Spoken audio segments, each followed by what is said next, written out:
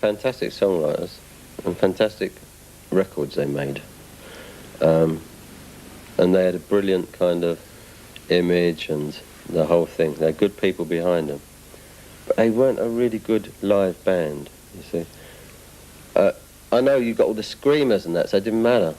But when it came down to listening to them, they weren't. And they weren't very good visually, you know. Right. As far as I'm concerned. Not compared with, like, the Animals and the Stones, for instance. We were a really great live band. Yep. But we didn't make very good records and we didn't write very good songs at the beginning. I'm talking about 63, 64, yes. Right at the very beginning. So when people went to see bands like the Beatles, like the Searchers, Dave Clark Five, Herman's Hermits, who made what people thought were good records, I didn't, but people bought them. When they went to see them, they were disappointed by them because they weren't good live. And then we weren't having top 10 or top 5 records, but when people went to see us, we knocked on flats, and that was the difference between the Beatles and the Stones, I think, was that. We were better live than they were, and they were better writers and record-wise than everyone else. Favourite song that the Beatles did? Is there one that comes to mind readily? There was loads. Get Back, I liked. I think Get Back. Those kind of songs. They're the ones I like. A bit of a... When the Beatles started out, and I wasn't really interested in rock and roll when I was 2. I was like Sweets, and I prefer Sweets now to the Beatles. I always have done.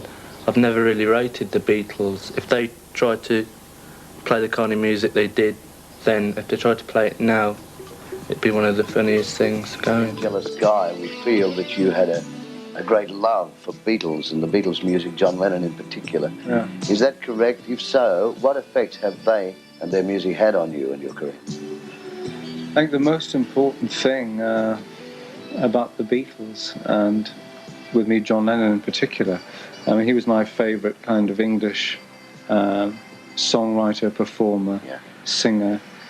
And the fact that they were English was incredibly important, because before that, most English music was really awful. All one's kind of influences before that were very much American, and with me, kind of black American music, you know, soul music. Right. And suddenly you had these people from a northern industrial town, which is the sort of area that I come from, in fact, who were doing things which were, as well as being very melodic and clever, had a great kind of soul quality, very soulful music, you know, a lot of feeling and so on. And that was the main kind of main ingredient for me. The fact that music you could actually made your hair sort of stand on end, you know, when you heard it. And Lennon's voice had that sort of impact on me. I think that's one of their greatest impacts, their breadth and variety, you know, because Lennon was the kind of Bob Dylan-y sort of raucous, raw edge side of it. McCartney was the sort of melodic, sweeter thing. And the two combined had a great sort of mixture, a great result. And I think the songwriting had a strong influence over lots of people. And their appeal, their general appeal. Alone can't sell a record, but the Beatles adopted, I think in their beginning anyway, with the mop top and the collar, whatever, you know, them Beatles suits that they all wore. And I think it was very important in their day because it created a whole thing of the swinging 60s.